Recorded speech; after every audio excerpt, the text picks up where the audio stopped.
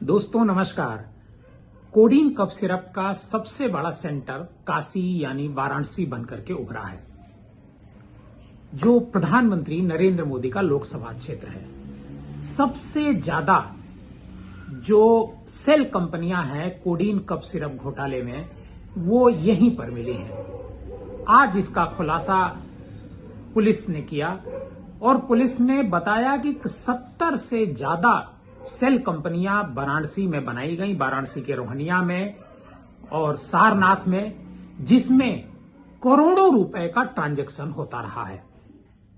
और यहां पैसा आया, फिर पैसा यहीं से हवाला के जरिए विदेश तक भेजा गया है। और ये जो कोडीन कफ सिरप का जो रैकेट है, ये बहुत बड़ा रैकेट है। और दिलचस्प जानकारी ये है कि कोडीन, ये जो कफ सिरप है, ये कफ सिरप उत्तर प्रदेश में बिकता नहीं था।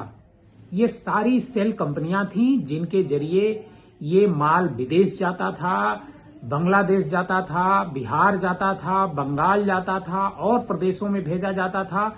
और वहां पर इस वजह से भेजा जाता था क्योंकि वहां पर इस कफ सिरप की 3 गुनी से ज्यादा कीमत मिलती थी।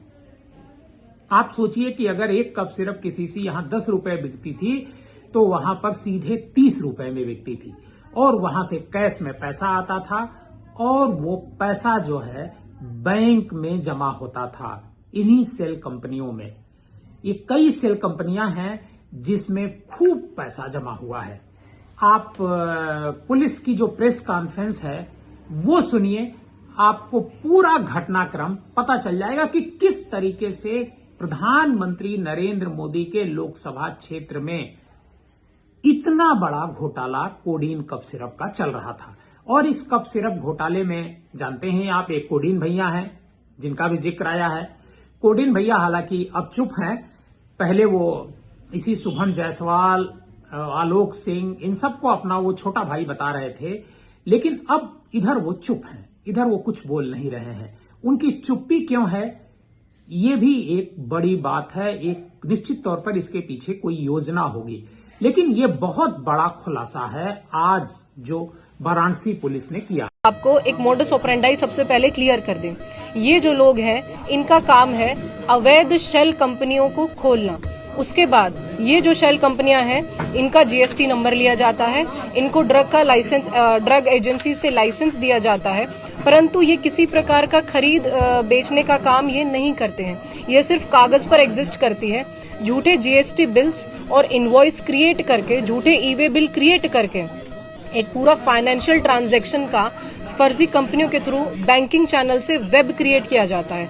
और फाइनल जो नोड इस बैंकिंग ट्रांजैक्शन की जाती है, वो न्यू वृद्धि जो कंपनी है, सैली एंटरप्राइजेज है, शिल्पी एंटरप्राइजेज है। और इस प्रकार की शुभम जायसवाल, दिवेश जायसवाल और उनके एसोसिएट्स की फर्म्स को इन सारे पैसों का फाइनल ट्रांजैक्शन के रूप में उनके अकाउंट में जाता है। तो हमने जब पूछताछ करी, हमने 3 फर्जी कंपनियां रोहनिया में हमने निकाली, जिनका की है अल उकबा नाम है, एक का नाम है एसपी फार्मा, तीसरे का नाम है सिंह मेडिकोज। ऐसे ही सारनाथ में पैरेलल एक कंपनी है पीडी फार्मा। जो रोहनिया की कंपनियां, उसमें करीबन 13 करोड़ का कैश डिपॉजिट किया गया। और जो पीडी फार्मा है, जो सारनाथ की कंपनी है, उसमें करीबन 10 करोड़ का 6 से 7 करोड़ का कैश और 3 से 4 करोड़ का आरटीजीएस के माध्यम से ट्रांजैक्शन देखा गया। परंतु ये चारों ही कंपनियां शेल कंपनियां हैं। फिजिकल रूप से इनके पास कोई भी खरीद बेच का कोई भी सामान नहीं है, माल नहीं है। सिर्फ एक कमरे नुमा जगह पे टेबल और चेयर लगाते हैं।